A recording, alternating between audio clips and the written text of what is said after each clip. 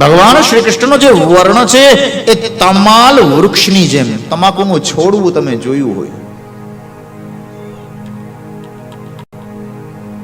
બહુ કાળું પણ ન હોય, બહુ ગોરું પણ ન હોય, શ્યામ રંગી હોય, તપખીરનો કલર હોય, બજરનો જે કલર હોય, એવો ભગવાનનો વર્ણ છે. વપુરલક કુલાવૃતાનનાબ્જમ વિજય સખે રતિરસ્તુ મે નવદ્યા. માન વચન અને કર્મથી હે પ્રભુ, તમારા ચરણ કમલની અંદર મારી વંદનાને સમર્પિત કરું છું. સૂર્ય એક છે, પણ સૂર્યોદય થાય, સૂર્ય મધ્યાહની અંદર આવે અને સૂર્યાસ્ત થાય ત્યારે એ સૂર્યના અલગ અલગ સ્વરૂપ દેખવામાં આવે. એવી રીતે પરમાત્મા એક છે. એકોહમ બહુશ્યામ.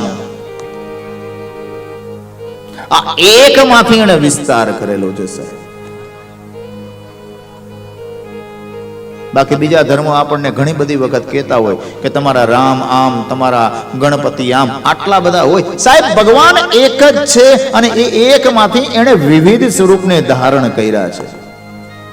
એ ધર્મવાળાને જે આપણા ધર્મનું અપમાન કરતા હોય ને એને કહેજો કે અમારા એક જ છે.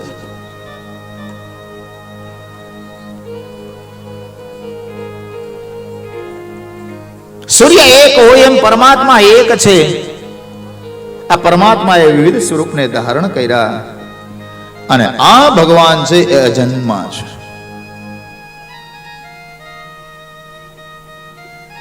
નિર્ગુણ છે, નિરાકાર છે, પણ જગતને સાકાર કરવા માટે એ પરબ્રહ્મ પરમાત્માએ વિવિધ સ્વરૂપને ધારણ કર્યા, આત્માને સ્થાયી કર્યો છે સાહેબ. મનને હરિની અંદર પરોવ્યો છે અને છેલ્લી ઘડીના રામ રામ પિતામહ ભીષ્મએ કર્યા. દેહનો ત્યાગ કર્યો. અંત્યેષ્ટિ સંસ્કાર જે કરવામાં આવ્યા, પિતામહ ભીષ્મના શ્રીઅંગમાંથી એક સુંદર મજાનો ધુમાડો ઉત્પન્ન થયો. દ્વારકાધીશજીના વક્ષસ્થળની અંદર, છાતીની અંદર દરેકનું સારું કરી પરબ્રહ્મ પરમાત્મા શ્રી હરિદ્વારકા પધાર્યા છે. દેવકી સહિત પોતાની જે સાતેય માતાઓ હતી એ સાતેય માતાઓને મળ્યા. પ્રજાજનોને ખબર પડી કે દ્વારકાધીશ આવ્યા છે. અનેક પ્રકારના ઉપહારો લઈને આવ્યા છે.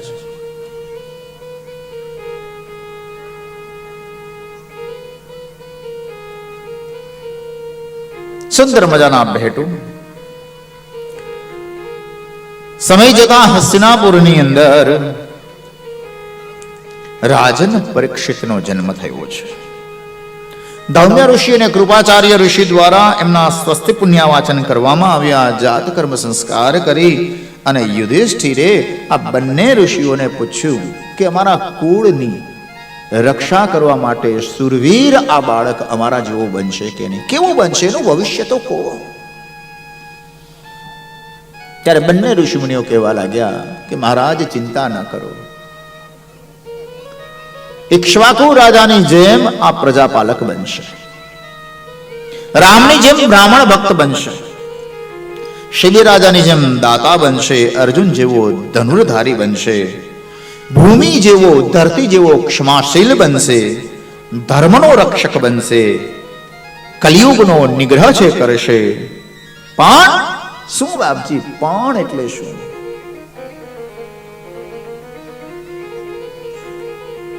બ્રાહ્મણના શાપથી તક્ષક નાગ એને કરડશે અને એનું મૃત્યુ છે થશે.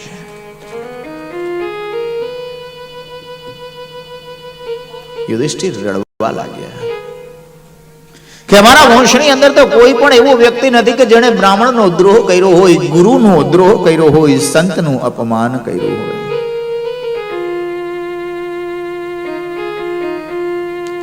મારા બાળકની અંદર આ તમામ પ્રકારના ગુણ હોવા છતાં આ એક અવગુણ કેમ? બાપજી ચિંતા ન કરો,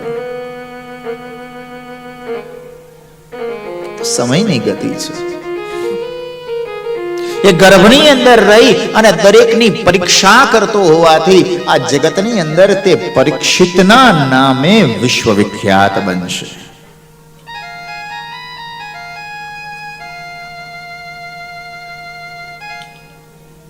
આ સમયની અંદર વિદુરજી યાત્રા કરવા માટે ગયા હતા. ધૃતરાષ્ટ્ર અને ગાંધારીને ઉપદેશ આપ્યો બાપ કે તમારા બાળકોએ આ પાંડવોના દીકરાઓને સતાવવામાં કંઈ બાકી રાખ્યું નથી. કૂતરાની જેમ જીવો છો.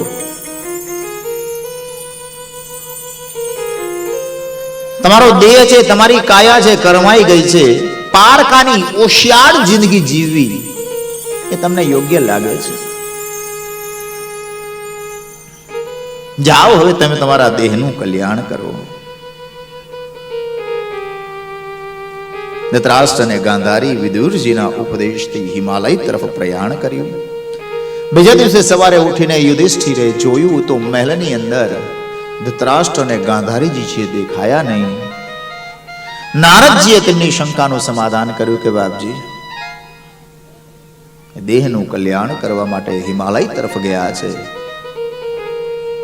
પોતાના જીવનની અંદર જેટલી પણ ભૂલો કરેલી હતી સાહેબ, એ ભૂલોનો એને પસ્તાવો થયો અને એમનો મોક્ષ થયો છે. ચિંતા ના કરતા.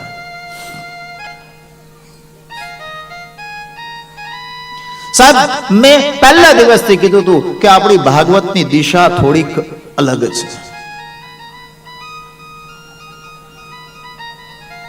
મહાભારતનો જ્યારે હું દ્રષ્ટિપાત કરું છું, મહાભારત જ્યારે હું વાંચું છું, ત્યારે સૌથી મોટામાં મોટી મૂર્ખ સ્ત્રી હોય તો એ સ્ત્રી ગાંધારી છે.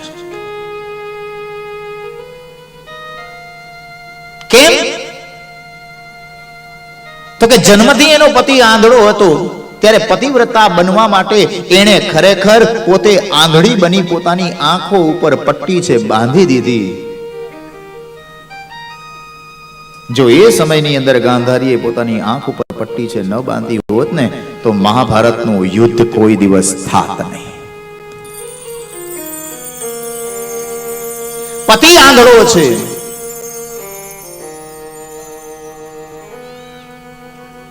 પણ ગાંધારીજી છે એ દેખતા હતા, જોઈ શકતા હતા. તો પતિની ભૂલને એ કાન પકડી એને ઢંઢોળી એને કહી શકતા હતા કે નાથ આ યોગ્ય નથી.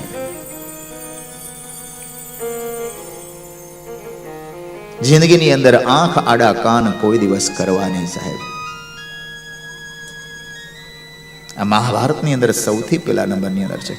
દીકરો છે આટલો દુર્યોધન, હકીકતની અંદર એ દુર્યોધનનું નામ હતું સુયોધન. સારો યોદ્ધા જેને કહેવામાં આવે.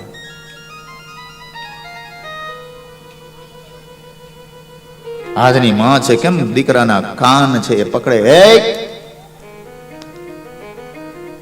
જરૂરિયાત હતી સાહેબ.